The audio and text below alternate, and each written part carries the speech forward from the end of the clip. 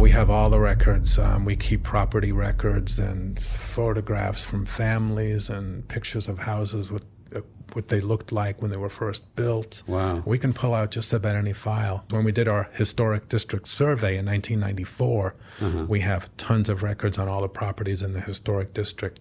So, first of all, I love the way that we were talking a little bit off camera, and you mentioned how it's all about the people, in history. It's not about the dates and everything. Right. Sure, you remember general time periods, but it's about the people. Those are the people who brought us where we are today.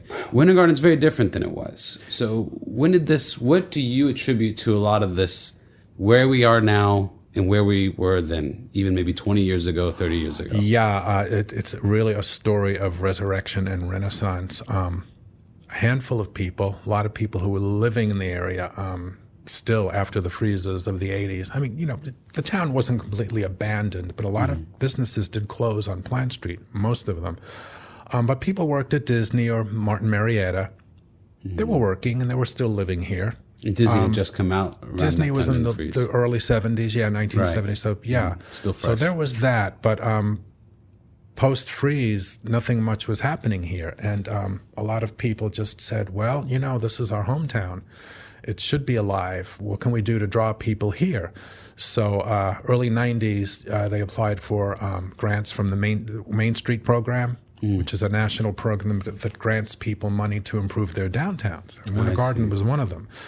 A festival here and there, improvements to downtown.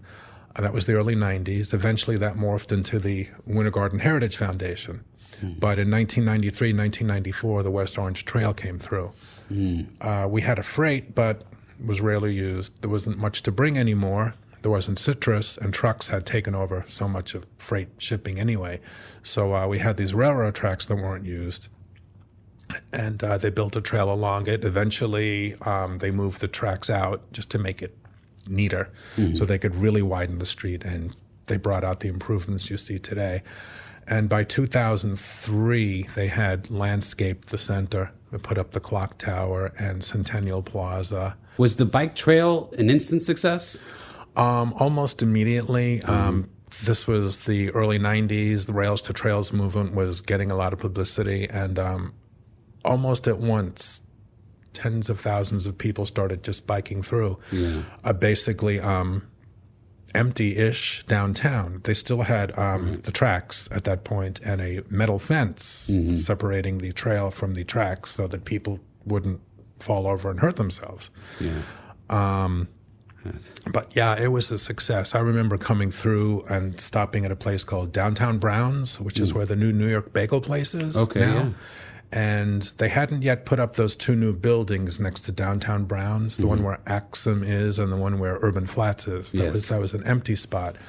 And there was a bike rack, and we were so thrilled to be able to stop in this little historic town and lock up the bike and go in and have. I don't think we even locked up the bike. Just leaned the bike on the rack, went inside, had a soda, a little sandwich, and you're looking around and you're thinking, gee, what's that old hotel over there, and what's this? And it's kind of fascinating. Yeah, of course, I'd been through a few times earlier, but now I'm immersed in it. Yes, and you're on a bike, so it feels really personal. It took a small group of people to spread the word to a larger group of people that this town is worth saving and investing in, and let's bring business back.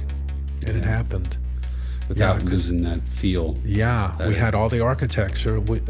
Basically everything on Plant Street that you see today is original. There's very few new buildings, and the ones that are newer, they blend in. There's a lot of thoughtfulness about that. So people were really invested in this community and weren't willing to see it shrivel up and blow away. And they did a wonderful job. Yeah. We're a destination now.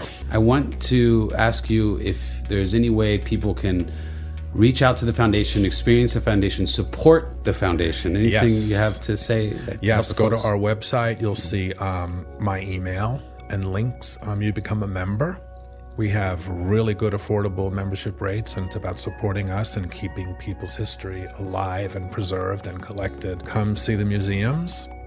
Just check out our Facebook page, which is phenomenal. We get tens of thousands of views on some of our posts, and it's all about local history and events from the city and ours as well. But that's probably the most popular way. And we have an Instagram account also.